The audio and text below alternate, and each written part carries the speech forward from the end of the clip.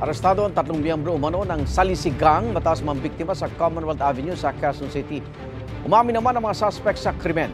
May unang balita si James Agustin.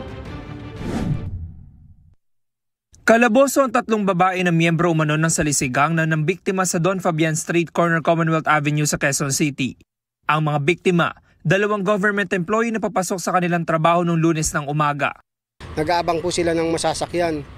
Then itong mga suspect natin, nakita ng mga bystander na kinuha nito yung mga cellphone ng 2 biktima natin na babae. Nakahingi kaagad sila ng tulong kasi may yung traffic sector 5 malapit lang po doon at may rumisponde po kaagad ng mga pulis. Nabawi mula sa mga suspect ang ninakaw na 2 cellphone.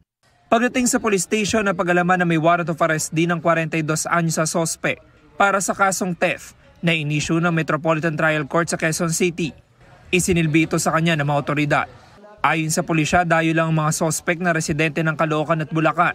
Target daw ng grupo ang mga pasahero ng pampublikong sasakyan. Sinasabayan nila itong mga biktima natin. Yung 2 babae,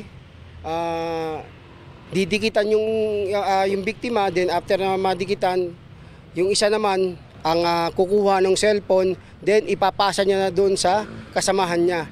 Itong grupo na to ay nag-ooperate sa Quezon City, Caloocan, sa Bulacan, and sa Manila.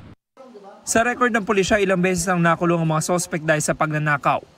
Ika-6 na beses nang naaresto ng 42 anyos sa suspect, habang ang 2 pa na kapwa 39 anyos ay 3 beses nang naaresto.